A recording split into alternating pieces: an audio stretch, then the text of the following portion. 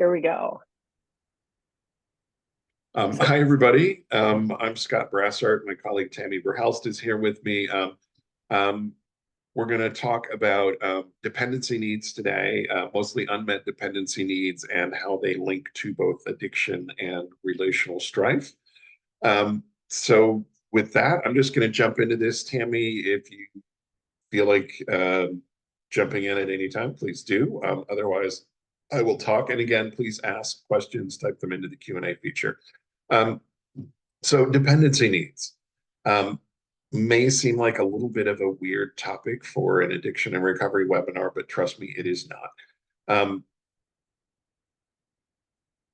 Human beings, we are born with three basic dependency needs. We enter the world, we're completely dependent on others for three things. Number one, food, food, water, that kind of stuff. Sustenance is what we call it. Shelter, shelter from the storm, home protection from, the elements and wild tigers and whatever. And then third thing is nurturing, love. Um, as infants, we absolutely need love, and we need it just as much as we need sustenance and shelter. In World War II, we first started studying attachment in World War II. Is this guy named John Bowlby and his assistant, Mary Ainsworth, who was the brains of the operation, but it was 1940, so, you get the idea. But they were in London at the time, and there were lots of babies there. Wartime, people procreate, and then the men were going off to war, and the women were mostly in the factory, and there were these babies with no one to care for them. So they basically set up factory floors. They took warehouses and they lined them with big long cribs, and they just put the babies, in rows. And they would hire a couple of nurses, or just women, and they would come in and they would go down the line and feed. And the next one would come along and burp, and the next one would come along, change the diaper, and just all day long. So they had shelter, they had sustenance. They weren't getting a lot of nurture. They weren't getting a lot of attention. They weren't getting a lot of love. People weren't responding to them because they couldn't. There just weren't enough. And what was happening with these children is lots of them were getting ill for no apparent reason. A fair number of them were just literally dying for no apparent reason. Um, and it was because they didn't get any nurture. They weren't getting one of their three primary dependency needs met. Um, you know, Now Bowlby and Ainsworth, Bowlby and Ainsworth, they saw this and they got really interested in, oh, nurture. This is interesting. And they wanted to see what the long-term effects were. So they started keeping track of these kids, these war babies. Some of them were war orphans, some of them were just war babies who were, in this system. And what they found was, as they got older, they had behavioral problems. Um, as they became adults, there were much higher rates of depression. There were much higher rates of anxiety, much higher rates of suicidality. They didn't do as well in their jobs. They didn't do as well in their relationships. They really struggled. And one of the things that they commonly struggled with was addiction. Um, so then that sort of kicked off a whole bunch of research on attachment and how it's important. Um, you know, so as babies, if we don't get nurtured, if we don't get attachment, we don't do well later in life. But the fact of the matter is, we have the three basic dependency needs, sustenance, shelter, and love. And those needs don't go away when we're adults. You know, I'm 58 years old. I need all three of those things now just as much as I did as an infant. My need for love might look different and manifest differently today than it did 58 years ago, but that need has not gone away. And adults who don't feel nurtured lack intimacy, basically. We don't do well. We tend to be addicts. We tend to be depressed. All of these things. the rate of, adult life problems is much higher when we don't feel connected. So that's what we're going to talk about. Is when I'm talking about dependency needs, I'm talking about emotional dependency needs. These are needs, emotional needs that we need for other people to meet. We need to feel seen, we need to feel loved, we need to feel validated, all of this stuff. Unfortunately, addicts and often partners of addicts, we were not properly nurtured as kids. And our emotional needs are still not being met as adults. For addicts, this is usually because of childhood dysfunction. We develop shame based on childhood dysfunction. Our needs weren't getting met as kids, so we then internalize that and feel like we're unworthy. Children are narcissists. We get less narcissistic as we get older, but if I'm an infant, a toddler, nobody's meeting my needs, or they're inconsistently meeting my needs, or they're abusive, or they yell, or, I will internalize it. There's something wrong with me. I am not worthy of getting my needs met. So I will, as I get older, I'll stop trying. I'll stop reaching out to people, which is the healthy thing to do. Is that a Hadley mug, Tami? Oh my God, you and my mother. We'll discuss Hadley mugs later. So addicts, we stop turning to people and we start turning to an addictive substance or an addictive behavior. It's because we didn't get our dependency needs met as kids, and now as adults, we're not trying. Now, the sad part of that is we often have a partner who desperately want, we have people in our lives who want to meet our needs, but we learned early that it's not happening. So we stopped trying. So we kind of push people away. We get avoidant, or we get what we call anxious avoidant in terms of attachment styles. Avoidant is, you will hurt me, so don't get close. I'm avoidant, just you will hurt me, do not get too close. Other people are anxious avoidant. We crave that, these individuals crave connection. Please, please, please, give me. But then when somebody gets to a certain point, they're like, oh, whoa, now you're close enough to hurt me. You must stop. So if you're partnered with an addict, you're probably dealing with one or the other of those. Then we get real glommy and then we slam the brakes, or we just slam the brakes. Not much fun for a partner. And what happens here is partners of addicts are also, because of this, not getting their emotional needs met a lot of the time. And partners may also have their own childhood trauma that causes them to, slam the brakes on. With addicts, well, let's just talk about when children don't feel nurtured. We learn some things. We learn to keep our feelings to ourselves. Just shut up about your feelings. Don't share them with anybody because no one cares. I learned that if I shared my feelings, I was going to get just flat out rejected, or I was going to get laughed at, or my mother was going to go yell at some random person, like a school administrator or a teacher or a coach or a neighbor. And it was mortifying, when all I really needed was a hug,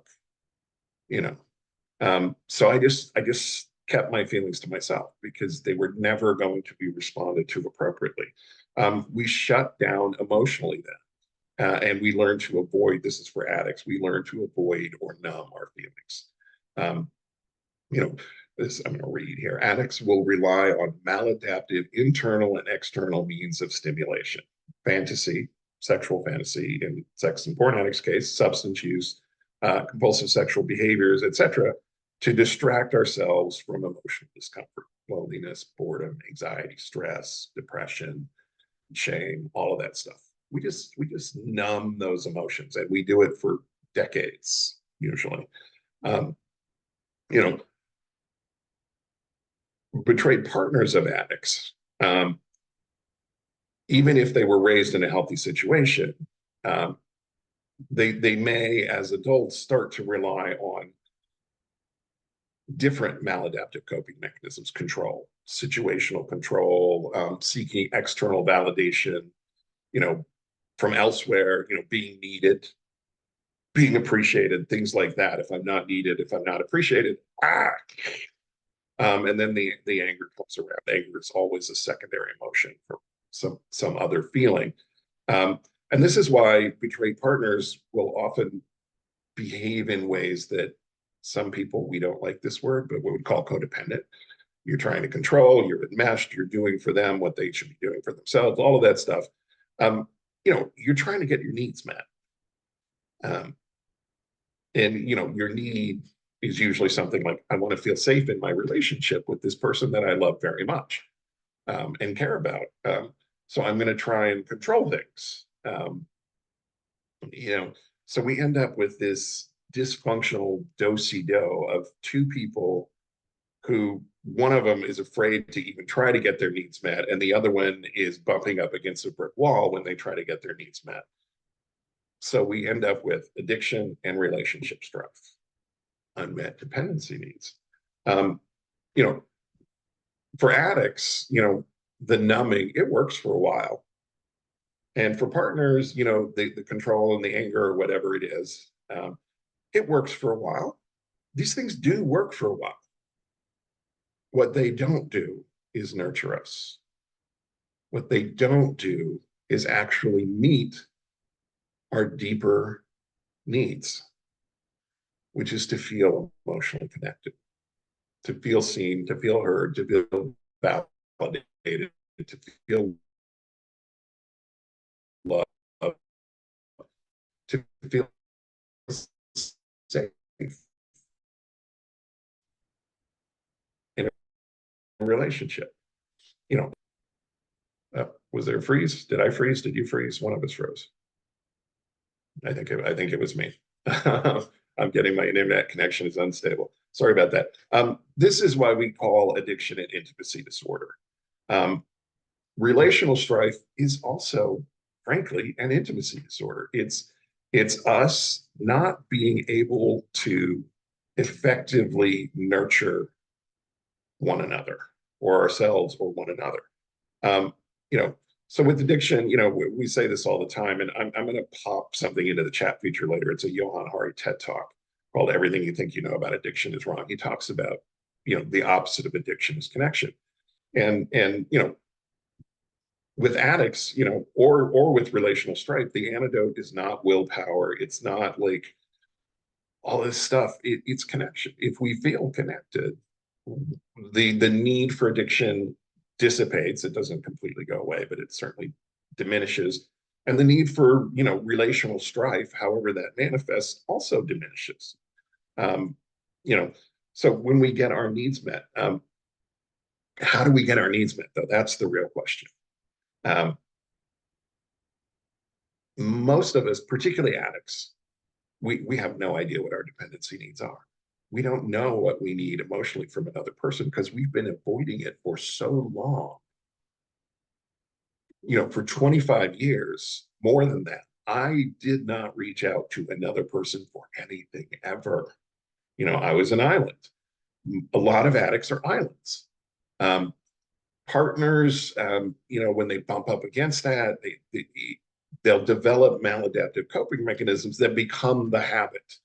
I will control this. I will make myself necessary. I will nag. I don't like that word either, but I'll do things to make myself feel okay, even without actually meeting my true dependency need, my true need for intimacy.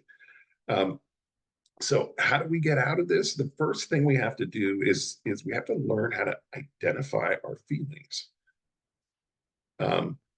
And all of the addicts on this just went, oh, because I don't want to feeling yuck, scary. And we're clueless. I mean, when I first started therapy, I went to my therapist and he had a piece of paper with, this is way before emojis, but it had emojis on it with words like happy, sad, frightened under them. And I would have to point at 3 of the little things to tell him how I was feeling. And we had to break that little chart out for an entire year, every session, because I could not identify emotions without help. This is what at our treatment center, we have these big round pillows with the feelings wheel on them. Feelingswheel.com. If you want to see the feelings wheel, it's fabulous. I highly recommend it. We have to start identifying our feelings. And the reason we do that is feelings are information. If I'm feeling lonely, there's information there. And the information is I have a dependency need that's not being met. Or if I'm feeling joyful, guess what? I have a dependency need that is being met. I mean, that's the truth. You know, happy emotions, our needs are getting met. Unhappy emotions, our needs are not getting met. So if I'm feeling lonely, what is my need under that? Well, you know, maybe I need to reach out to somebody. Maybe I need to pick up the phone, call Tami, and say, "How you doing? You want to have coffee?" I mean, we're like 4 hours away. We're not going to go to coffee, but you get to, but she has her coffee and I have my water. You know, but we chat sometimes. Just you know, I have a posse here. This is why addicts need a posse in recovery, and this is also why betrayed partners need a posse in recovery. Because you know, whatever my need is, if I'm blistering angry, I've got a need under that. It's because I don't feel safe. Let's go with that one, because that's a really common one for betrayed partners. I don't trust you. I don't feel safe. And it manifests as anger, but it's really, I need to trust you. I need to feel like you're actually thinking about me as you know, half of a relationship, and you're the other half, and I matter. Um, and when you're not giving me that, I got to find a way to get that need met. Um, you know, and it ideally in a healthy relationship, partners provide that for each other. But in a relationship that has been lambasted by sex addiction, um, that goes out the window, and it takes a long time to for the addict to re-earn the betrayed partner's trust. And that process can be slowed down if the betrayed partner has other trauma, you know, other childhood trauma, you know, abandonment, things like that. It can slow it down. It can take a while. It can take a year to 18 months typically before trust is pretty much restored. So that need for a betrayed partner is not being met for like a year and a half, or however long it is, sometimes longer. Um, you need a posse. You need people you can turn to, that you can share with, that you can trust, you know, that you know will be empathetic and listen to you and provide that emotional intimacy that's not yet possible with your partner, even though ideally you want to get there with your partner. And the couples who do, by the way, they consistently say our relationship is better than ever. Uh, the reason they say that is for the first time, there's true intimacy, because the addict is no longer lying and keeping secrets. And the addict is hopefully no longer doing this stop, you scare me. The addict will ease up on that a little bit. I mean, you know, avoidant people are always avoidant. We just don't have to be as avoidant. We can learn to feel safe. You know, that's me. I can learn to feel safe, and I do most of the time. So, but once in a while, I slam the brakes on. You know, that's how people operate. But relationships can get so much better. But it starts with identifying our feelings, and once we identify our feelings, we can look at the need under that, the need that's driving whatever that feeling is, and we can look to get it met in a healthy way. With addicts in the beginning, often, you know, that need initially gets met by a therapist who's the safest, easiest person, and then maybe a sponsor, and then friends in recovery, and then other friends. And sadly, betrayed partners are the last one invited to that safety party. Um, you know, betrayed partners, you know, other women in recovery or other men in, you know, who are in the same situation, things like that. You know, we come together, we support each other, we meet our dependency needs. When we're getting our dependency needs met, and I think Tami will verify this through her own experience, when our dependency needs are getting met, I don't have a desire to pick up a drink or drug or look at porn. I don't. That desire is not there, because I'm not experiencing the emotional pain of unmet needs. And if I'm a betrayed partner, and this is through discussion with betrayed partners, you know, when my addict partner is staying sober, being trustworthy, you know, keeping his commitments to being sexist here, but most of our clients are male and the betrayed partners are mostly female. When my partner is re-earning trust, that dependency need for me is being met, and I have much less desire to control, to be angry, to all that stuff. I feel better about myself. And on top of that, both sides of the equation, we're much more able to venture into the world and find success. I mean, our entire lives get better. It's not just our relational strife and addiction that gets better. It's our whole world gets better because we're more comfortable in it. And the reason we're more comfortable in it is our dependency needs are finally getting met. Okay. That is as much as I could talk without losing my voice. Tami, No, please. I have a whole bunch of questions and stuff, because like you were just talking about, like, if our dependency needs are getting met, then, we aren't, looking to numb out and escape and everything else. And my meditation yesterday included, restless, irritable, and discontent. And it's all data. If it, it's not, it's not that we're doing something wrong. Mm-hmm. It's like there's something that isn't, we aren't in our zone. So it's data. And if we always look at it as like, this is data, and, I'm examining what is not getting met, and how do I, in a healthy way, get that need met. We stay true to our recovery, and can continue on, even though in that moment, restless, irritable, and discontent, So restless, irritable, and discontent is something we hear a lot in 12-step meetings. People in withdrawal, we're restless, we're irritable, we're discontent. Those are feelings that we want to numb, and that requires a return to active addiction. And Tami's right. We don't have to numb just because a feeling is unpleasant. What we need to do is look at that unpleasant feeling as information. Feelings are information. I cannot stress that enough. They're telling us something. Right. If I feel scared, it's probably telling me, run away before you get eaten by the big bear. It's like, that's information that is useful, that I need. So if I'm restless, irritable, and discontent, maybe I need to find something fun and enjoyable and healthy to do,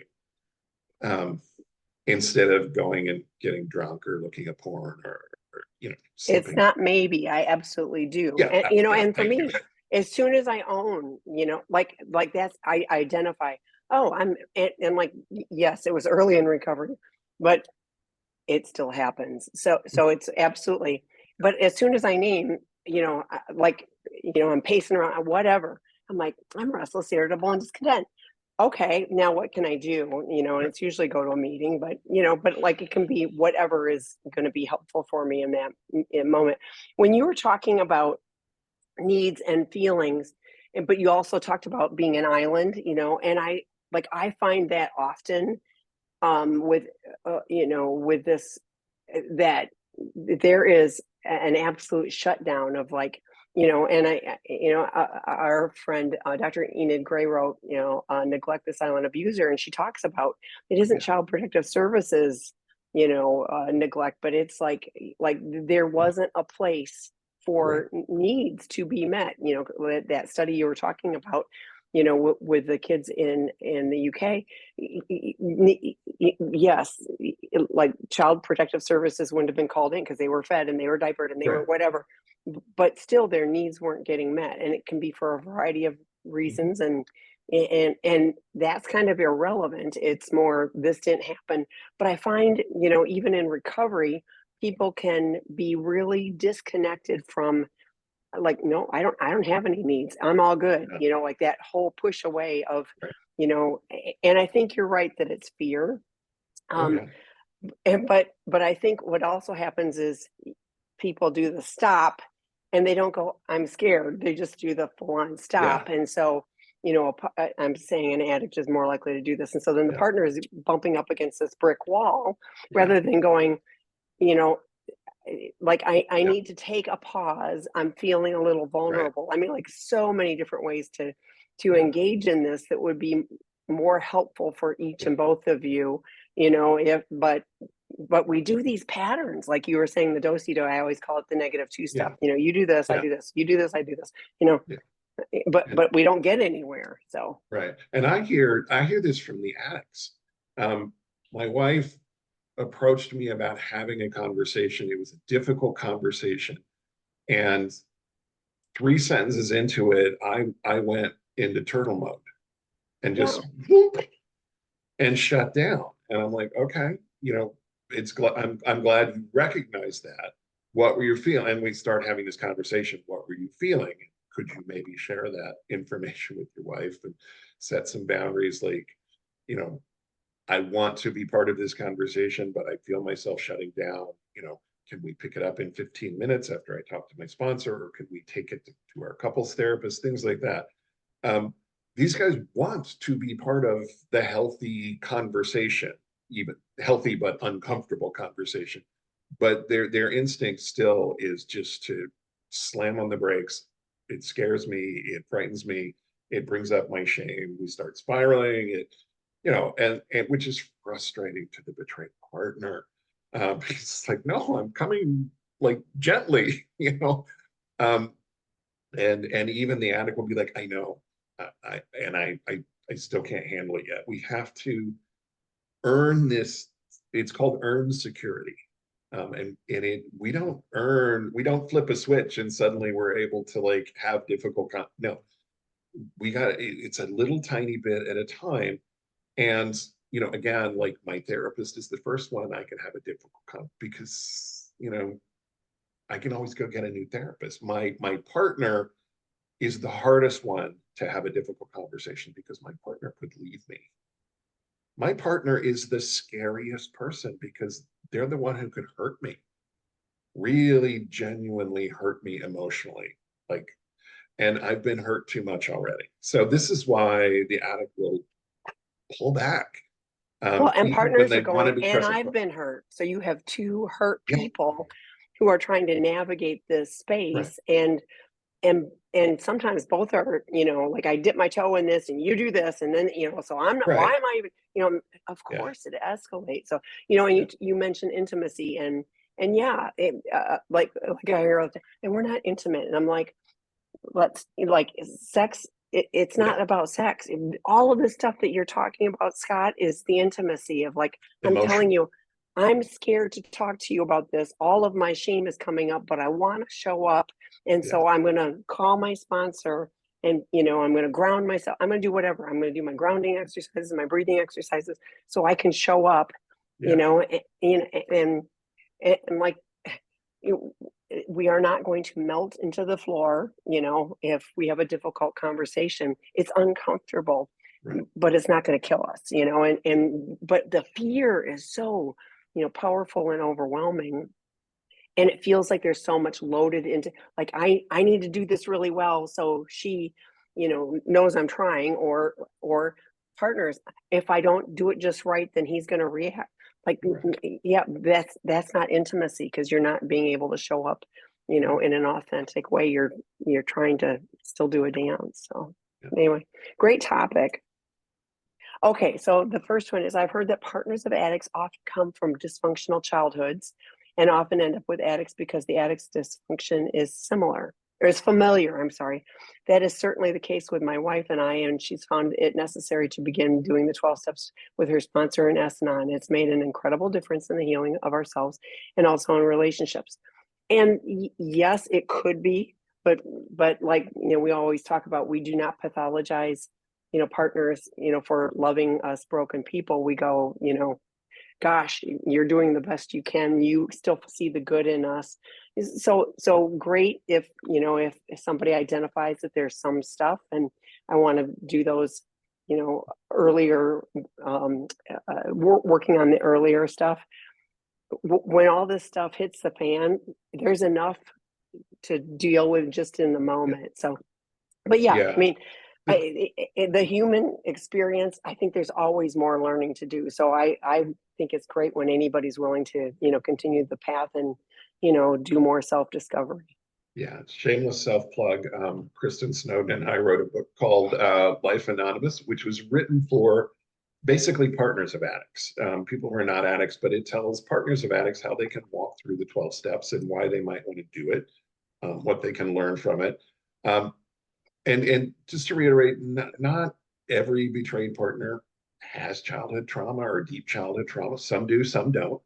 The nice thing about recovery is if partners are willing to seek out support, and everybody who's here, obviously, you're willing to seek out support and help, is, a couple can heal together. There's a chapter in Dr. Rob's book, Pro Dependence. It says, I think it's like threes don't marry eights. And he's not talking about, physical hotness. He's not talking about Dudley Moore and Bo Derek. He's talking about emotions. Like, if I'm an emotional mess, I'm probably going to marry an emotional mess, but we can heal together. And I'll marry an emotional mess because that's what I know. It's what I know how to deal with an emotional mess. If I marry somebody who's emotionally healthy and never has no drama, I'm going to be bored. Yeah, exactly. Bored. Yes. I may need a little drama, but we can get less dramatic together, as So yeah, I'm really glad that you're both working on recovery, and relationships really do heal when both sides are working on recovery. So well done. Yeah. Again, zero pathologizing, always opportunities. And I agree. I share Life Anonymous often because I think having that language, and there's no codependent language, in that book. So it's one of those where, you have the tools to use. Kristen wrote it from a non-addict perspective.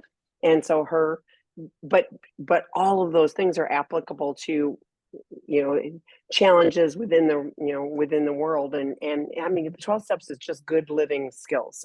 So I would suggest also that participating in that. But anyway, glad you guys are making progress. Okay, do you ever see situations where the partner's reaction is to begin to numb out themselves rather than chase and control? Does that dance look very different, or do you have different advice for the couple? That's actually not uncommon. If I could be the betrayed partner, but I have my trauma that causes me to shut down. I may not be an addict, but I may still emotionally shut down, and a lot of partners do that.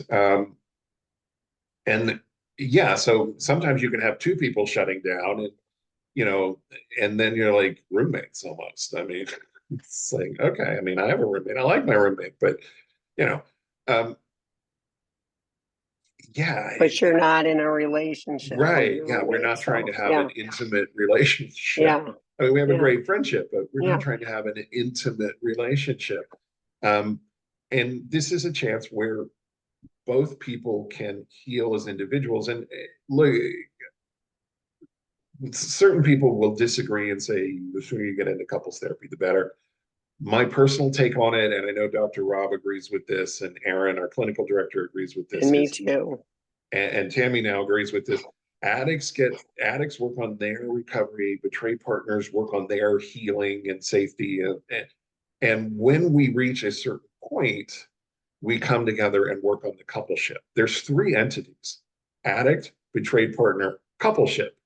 And until I'm healthy enough to work on the coupleship, and until I'm healthy enough to work on the coupleship, we're not going to make much progress there.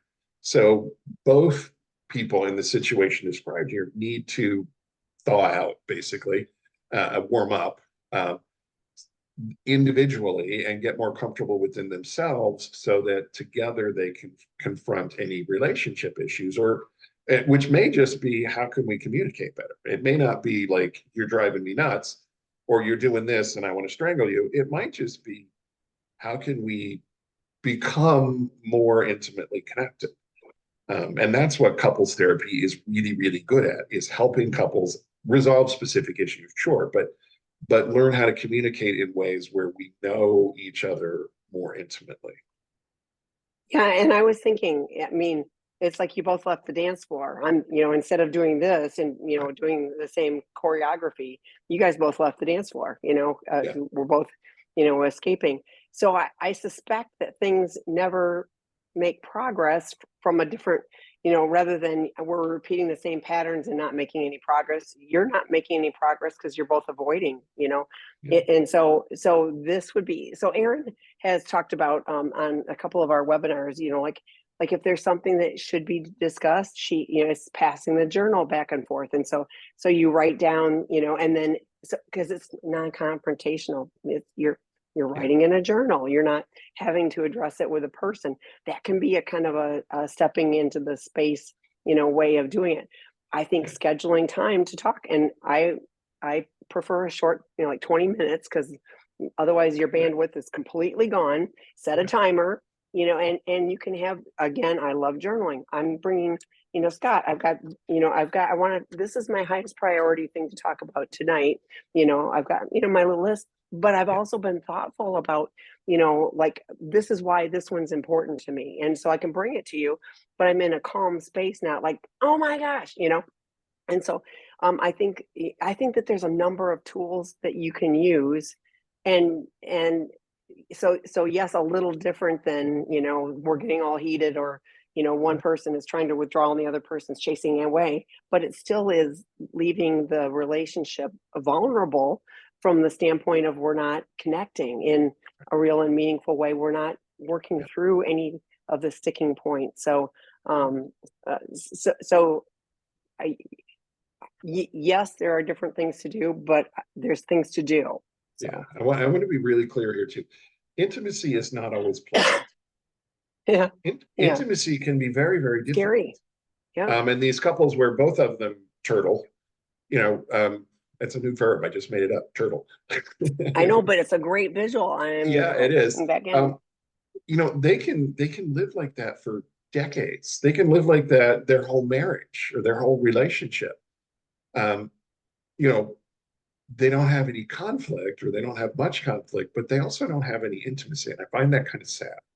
Hmm. If you're going to be in a deeply long-term connected relationship, you should be deeply connected.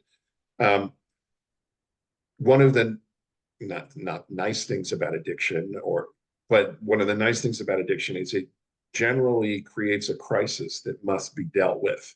And so dual turtle couples suddenly have to deal with something. And hopefully they do. So yeah, sometimes addiction can be a catalyst for much needed positive change. But it's still no fun. But any kind of intimacy, yes, intimacy can be lots of fun and very rewarding. It can also be very difficult, and that's okay.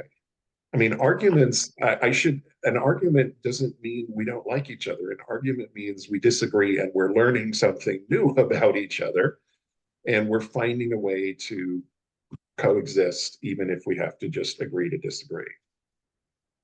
And unlike Scott, I am not avoidant. And, and have I been burned in relationships?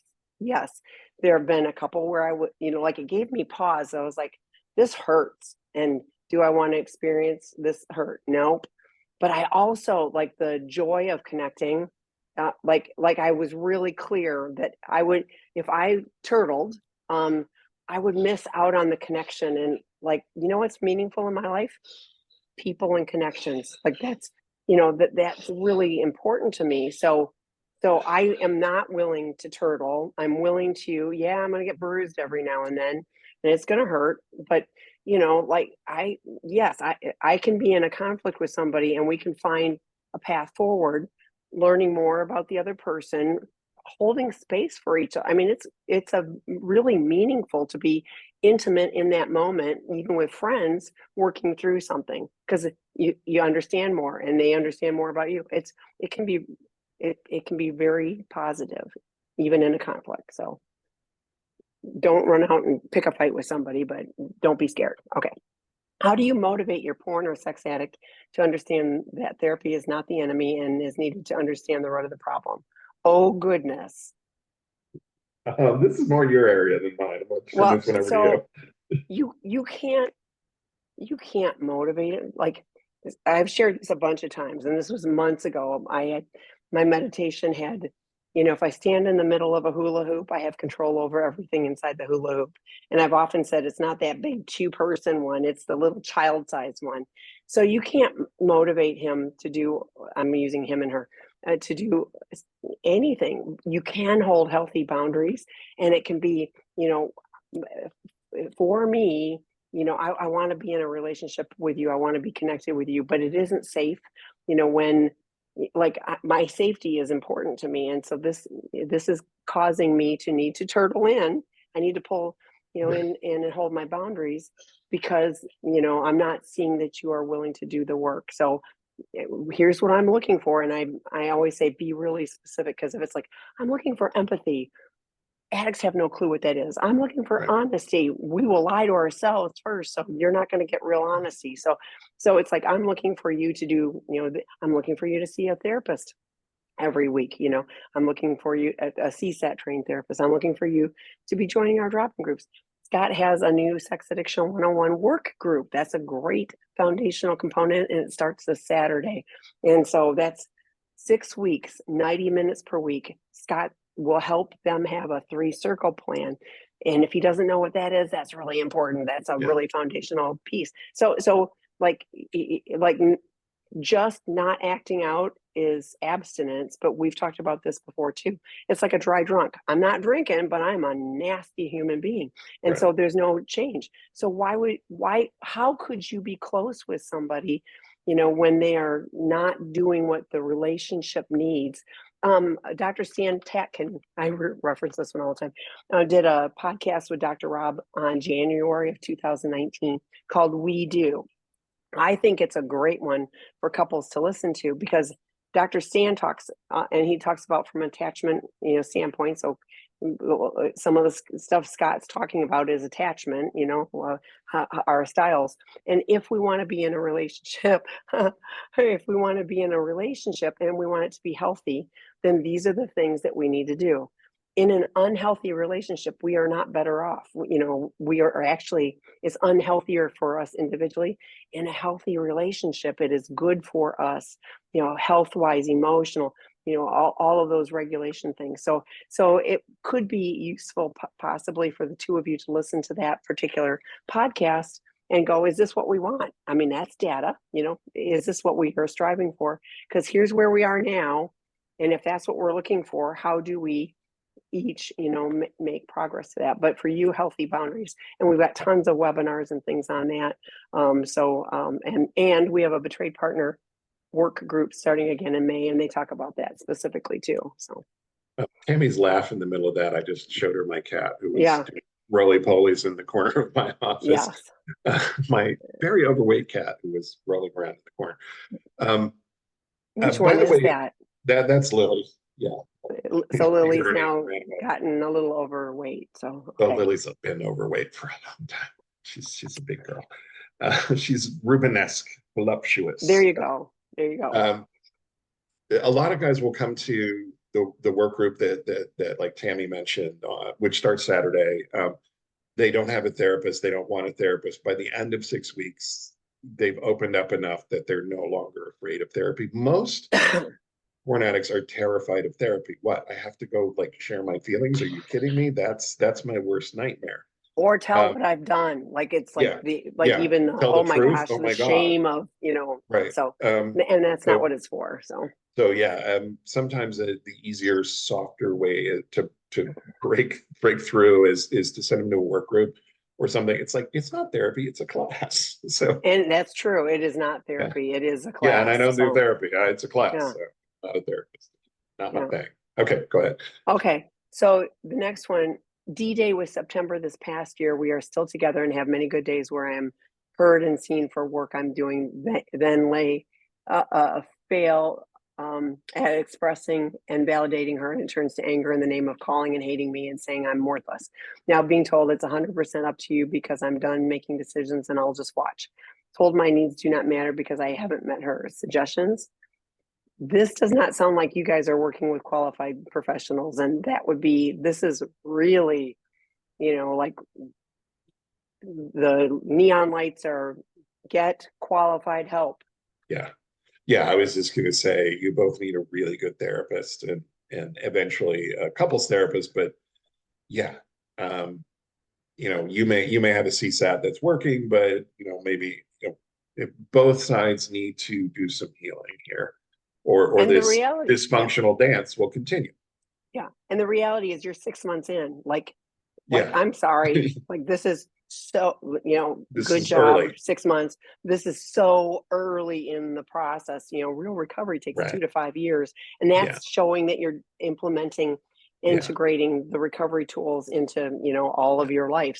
So you're abstinent and into sobriety. But, Dr. Rob says all the time, ambivalent love. She loves you, she hates you. She loves you, yes. Yes, you've hurt her deeply. So yeah, her getting support, you having, firm accountability. If you haven't done Scott's class, yeah, there's still spots on, for it on Saturday. Hugely yeah, foundational. If you're trying to skip steps, and just go to, oh, we're doing really good. No, like that's built on quicksand. So, so please get the foundational help, both of you, that you need. yeah. And if you want to know more about relational ambivalence, Michelle Mays addresses it really well in her book, The Betrayal Bind. She really covers it beautifully, and both partners can benefit from reading that section. It's posted on our website. We've got a Yeah, whole it list is. of helpful books. And I love books, don't get me wrong, but it's also one of those, just reading a book, not No. going to cut it. So, okay. Next one, Scott, is how do I respond to my partner being angry because I haven't confronted my last acting out partner that was a neighbor and called them names and just called them out? Um, yeah, we don't typically recommend calling out your acting out partners. What we recommend is deleting their phone number. If they keep at you, you say, I am working on my relationship. I will not be engaging in this behavior anymore. Please leave me alone. I'm blocking your number. All of that stuff. Yeah, calling them names, calling them out is not going to do anybody any good. Um, And besides, you were involved. It wasn't just the acting out right. partner. Yeah. I mean, that feels like displaced anger. Like, Right. and I know Yeah. this happens all the time, so I'm not, Right. but it's also like, it's putting all the blame on the acting out partner. But I'm like, I think you were there too. So, Yeah. like it, like to me, this is another one of those. I hope your partner is getting support through our betrayed partner. If she, I'm using she, I don't know. Hasn't done the online work group, that would be good. Yeah. We have an empowered women's retreat, if it's Yes. female partner, again, August 15th through 18th, hugely healing. But yeah, like that would be, talk to your sponsor. That would not be, Right. in the, I don't know where you are on working the steps, but all of this would be in your fourth and fifth step. But but that's not how we make amends, is by going in, name calling someone else. We take responsibility for our Yeah. actions. One of the things I will add here is if you are living next door to an old acting out partner, you might want to think about moving, Yeah. because that is going to be a trigger. Every time you go in or out your door, you and or your partner are going to be triggered by the fact that that person is there. Move. I mean, if it's at all possible. Okay, this next question. Do you see a benefit in trying some of the at-home test kits that measure the addict's brain biomarkers for addiction? As a betrayed partner, I'm interested in seeing the results because I think it may serve as tangible proof that my husband was struggling all these years in something psychosocial and not selfish behavior. Sometimes it's hard to remain sympathetic, especially when intrusive thoughts creep in about the hurtful behavior he's engaged in. I don't know anything about I've never heard of them. at home test kit for brain I know. biomarkers. And I would suggest talking to a medical professional, as in your family doctor, for some advice on that. I am totally not qualified to answer that. I'm guessing Tammy's probably feeling the same. Yeah, no, yeah, I've never heard of this. And I love this is the kind of stuff I'm like, I probably will do some research later today on it, but like there's a whole bunch of junk out there that is like, yeah, you may feel better. Like it may help you, if this test result says it, but what happens if it doesn't? You're like, then what, Yeah. like here's a really quick thing. There's a 25 question on our homepage, there's a 25 question self-assessment. Like if you score in there, guess what? You identify as having compulsive behaviors and problematic, addiction, whatever. I would also encourage you, learn more about what sex addiction is and isn't. It's not an excuse. It's a real reason, but we have to, I just said it, we have to take responsibility for our behaviors, Yeah. and we need to learn different ways of moving forward. So to me, the way you will feel, probably better is, if he's showing up differently, if his actions are showing you that he's on a recovery path. So, I mean, but I'm going to go do that research on the test. I will. I'll let you know. And you know what? I'm going to research two-person hula hoops because I didn't know those existed. And you Oh, mentioned them earlier, I'm and I've got old to have enough. one. Oh my gosh, they were huge in there. Yeah. All right. So it's an old thing. You mentioned that crisis can be a catalyst for change, but for how long? That's a great question, because I hear lots of people doing oh, I am like, this was so horrible, I'll never act out. And I'm going, yes, you will, Yeah. because you're right in a crisis. So that's a great question. What I'm experiencing at the moment is my husband responding to a crisis by stepping up for a while and then slacking off. Exactly. Every time he responds with a new positive step or behavior, it seems sincere and I get my hopes up. And then we get further past the crisis and I see Yeah. stagnation. I don't know how to trust on what to count on. Addicts have notoriously bad memories. It seems sincere because it is. We're very sincere, but then we forget the pain. Once we're past the pain and out of it, we forget the pain. This is why things like 12-step meetings, one of the many reasons people should go to 12-step meetings. It's a reminder. Somebody at a meeting is always in the crisis, and it reminds me, oh, that's why I'm not behaving this way anymore. I do something for my recovery every day. I know Tami does too. And we both have, I last week I had 22 years sober from my sex addiction. Thank you. Tami has longer from hers than I do. But we still are very, very, very active in recovery for this very reason. I need to remember the crisis. I don't want to be in the crisis again. But if I see somebody in the crisis, I'm like, yeah, that. A, I can help them, and B, I'm motivated to go home and continue my recovery. So, Tami, thoughts? Well, I might have been on the edge of getting sick. I hope I wasn't sick, but last week, Monday, like every phone, like every interaction, I was just like, and I love people, and people were driving me nuts. And I thought, I need to go to a meeting, because there's something like restless, irritable, and discontent. I was irritable, and I was like, it's me. And so I, shared at my 12 step. I can do this because I'm just sharing what I said. I said, it wasn't those people, it was me. So I'm here to get recalibrated, and I know I will have a good afternoon. And I did. Like, there was no more irritable Tami. It was, and that's what it is. And was I going to go act out? No, but I just don't have any tolerance for. I don't want to be that person. I don't want to feel. I don't want to be grumpy. So yes, I really protect my recovery, and I'm willing to do what I need to do. But what I hear is he's just not acting out, or he'll do a couple of things, but recovery is a commitment, on a daily basis, and I'm going to do today, my little insurance policy, I'm doing what I need to do. And tomorrow I'm going to do the same thing, but I'm not going to go, yeah. And then in 6 months, when things get better, I'm just going to quit doing all of those things. And I share this at 12 steps too. Addiction is the only thing where I did all of these things and my life got better, so I'm going to quit doing them. And then my life is going to not go well, and I'm going to wonder why. It's the insanity of addiction and the disease. But you say, I don't know how to trust what I can count on.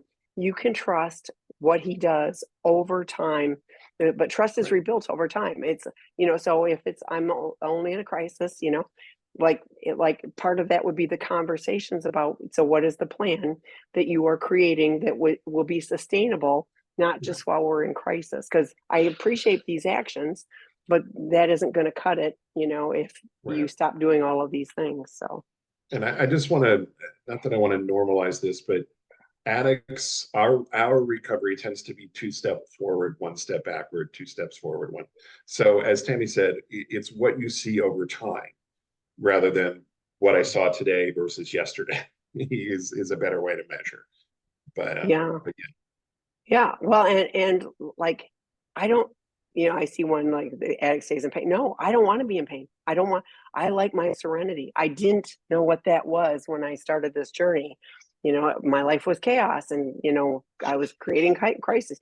I don't, that is not something I want anymore. So it really is, we learn and go, gosh, my life is so much better doing these things, and how simple to do what I need to do on a daily basis is way better. Okay, looking for a suggestion on how to gently handle the situation that gets brought up on a regular basis by my SA husband and I.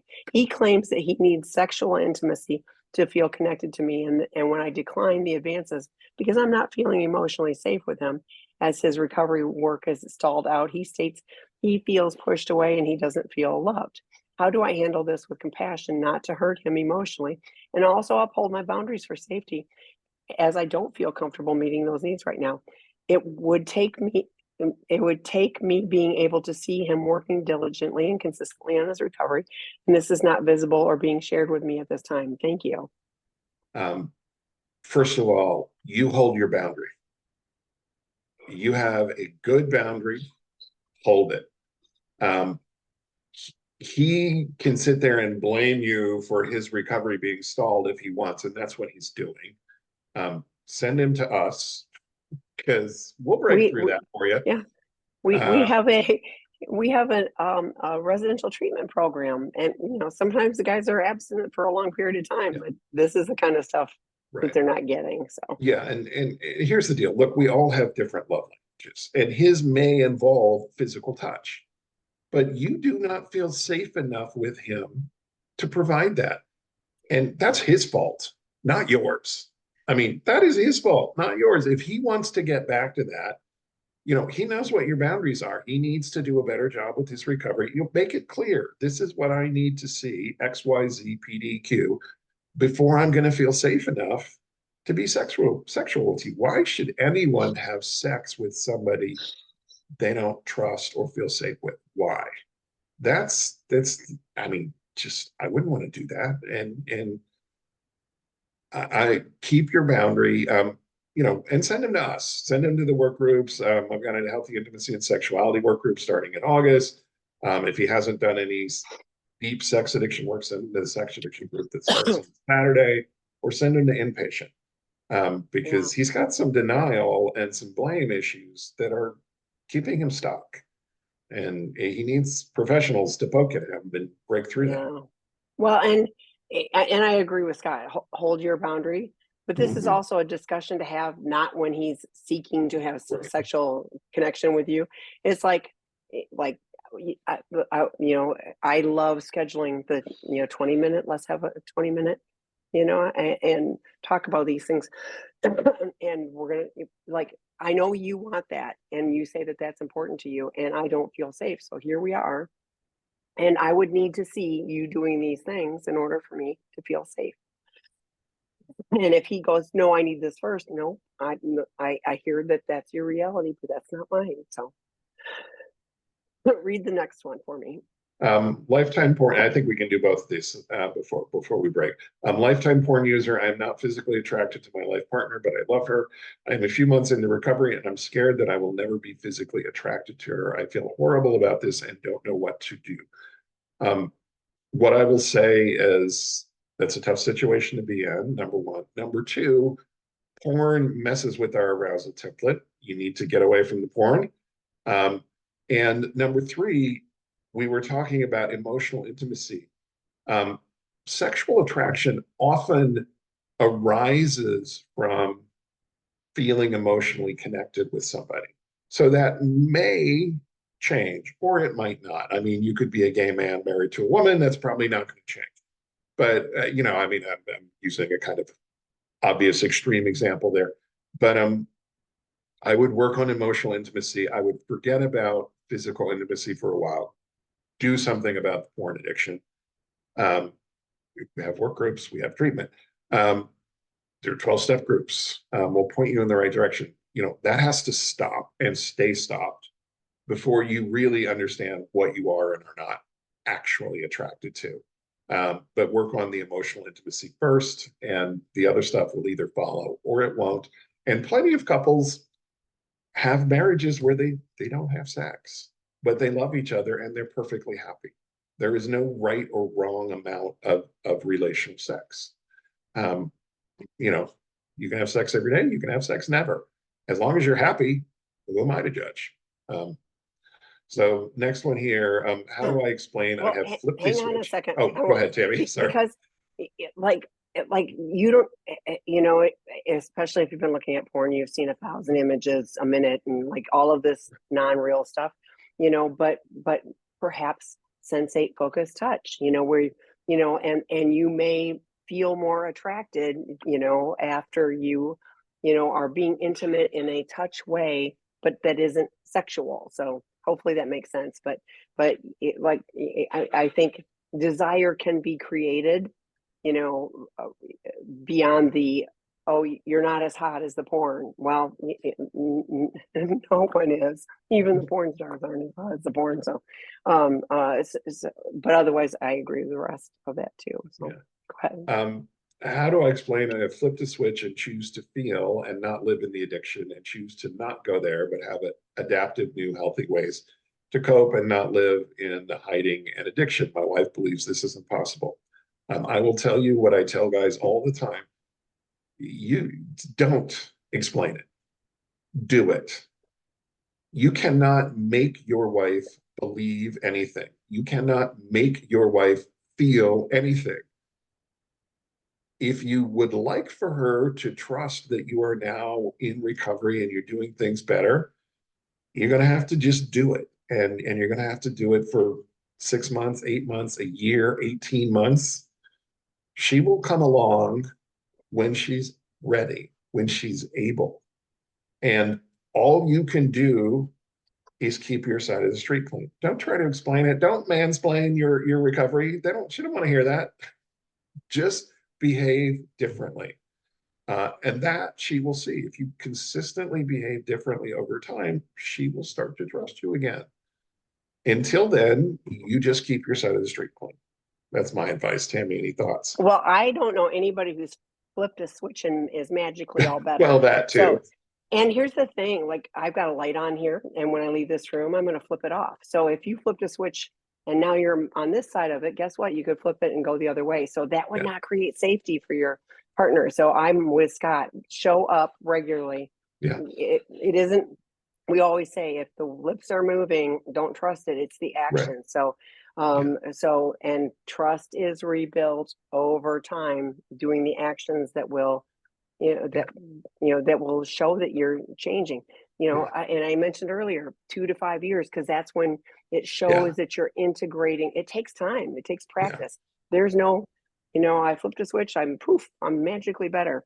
Trust me. I've been around, both of us have been around long enough. We daily reprieve. We show up, we do what we need to do on a daily basis, and we have a good day. That's all. Yeah. Hang in there, keep doing the right stuff. Your wife will come along if you do the right stuff eventually, in her own time, and there's nothing you can do to speed it up. There are a lot of things you can do to slow it down. So I've heard one guy was like, I told my wife, you need to understand. And I was like, time out. Nope, stop talking. No, she doesn't. No. She understands that you hurt her, and she understands that you're saying pretty words, but make your actions align. So, okay. Thanks, Scott. Thanks, everybody. Thank you, Tami, for gutting it out with lozenge in my mouth now. So thank you, everybody, for being here. We'll be back, with your Hadley cup. We'll be back next month. Tami will have a topic next month. I will have a topic. I'll have a voice then too. So bye, everybody.